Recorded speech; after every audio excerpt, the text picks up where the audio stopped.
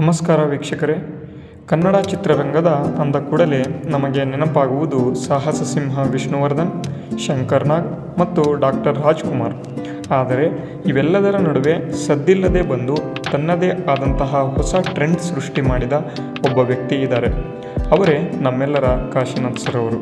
ಇವತ್ತಿನ ವಿಡಿಯೋದಲ್ಲಿ ಇವರ ಬಗ್ಗೆ ನಾವು ಸ್ವಲ್ಪ ಹೆಚ್ಚಿನದಾಗಿ ತಿಳಿದುಕೊಳ್ಳೋಣ. ಯಾಕೆ ಅಂತ ಅಂದರೆ ತುಂಬ ಕಡುಬಡತನದಿಂದ ಬಂದು ಅತ್ಯಂತ ಸುಸಜ್ಜಿತವಾಗಿ ನಮ್ಮ ಒಂದು ಕನ್ನಡ ಇಂಡಸ್ಟ್ರಿಯಲ್ಲೇ ಅತ್ಯಂತ ದೊಡ್ಡದಾಗಿ ಬೆಳೆದಂತಹ ಕಾಶಿನಾಥ್ ಸರ್ ಅವರ ಬಗ್ಗೆ ನಾವು ತಿಳಿದುಕೊಳ್ಳಲೇಬೇಕು.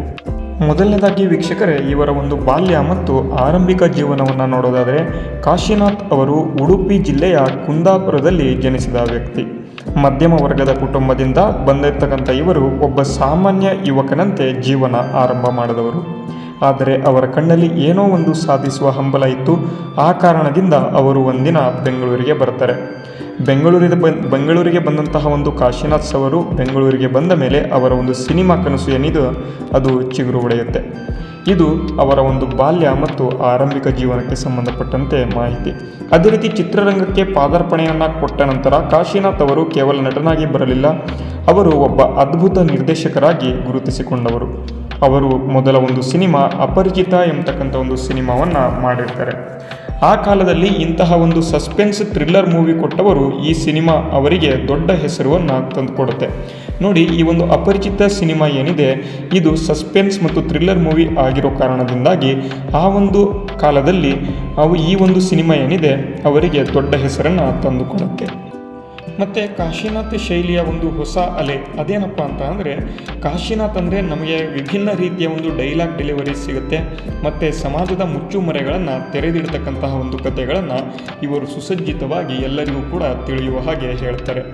ಮತ್ತು ಇವರ ಒಂದು ಅನುಭವವನ್ನು ನೋಡೋದಾದರೆ, ಲೈಂಗಿಕ ಶಿಕ್ಷಣದ ಬಗ್ಗೆ ಅಂದು ಯಾರೂ ಮಾತನಾಡದ ಕಾಲದಲ್ಲಿ, ಅಂದರೆ ಆವಾಗ ಯಾರೂ ಮಾತಾಡ್ತಾನೆ ಇರಲಿಲ್ಲ ಅಂಥ ಕಾಲದಲ್ಲಿ ಇವರೇನು ಮಾಡಿದ್ರಪ್ಪ ಅಂತ ಅಂದರೆ, ಸಿನಿಮಾ ಮಾಡಿ ಸಂಚಲನವನ್ನು ಮೂಡಿಸ್ತಿರ್ತಕ್ಕಂಥ ಒಂದು ಹೆಸರಿನ ಒಂದು ಕೀರ್ತಿ ಯಾರಿಗೆ ಸಲ್ಲತ್ತಪ್ಪ ಅಂತ ಅಂದರೆ ನಮ್ಮ ಒಂದು ಕಾಶಿನಾಥ್ ಸರ್ ಅವರಿಗೆ ಸಲ್ಲತ್ತೆ. ಅದೇ ರೀತಿ ಕಾಶಿನಾಥ್ ಅವರು ಕೇವಲ ಸಿನಿಮಾ ಮಾಡೋದಿಲ್ಲ, ಸಮಾಜದ ಕನ್ನಡಿ ಕೂಡ ಆಗಿದ್ದರು. ಅವರ ಒಂದು ಸಿನಿಮಾಗಳಲ್ಲಿ ಹಾಸ್ಯ ಕೂಡ ಇತ್ತು, ಅದೇ ಗಂಭೀರವಾದ ಒಂದು ಸಂದೇಶವೂ ಕೂಡ ಈ ಒಂದು ಸಿನಿಮಾದಲ್ಲಿ ಬರುತ್ತೆ. ನಿಮಗೆ ಗೊತ್ತಿದೆಯೋ ಇಲ್ಲವೋ ಗೊತ್ತಿಲ್ಲ, ಗುರುವಾಗಿ ಕಾಶಿನಾಥ್ ಅಂತ. ಏನಪ್ಪ ಅಂತ ಅಂದರೆ, ನಿಮಗೆ ಗೊತ್ತಿರ್ಬೋದು, ಕನ್ನಡ ಚಿತ್ರರಂಗಕ್ಕೆ ಇವರು ನೀಡಿದ ಅತಿ ದೊಡ್ಡ ಕೊಡುಗೆ ಏನಪ್ಪ ಅಂತ ಅಂದರೆ ಅದು ಪ್ರತಿಭೆಗಳ ಪರಿಚಯ.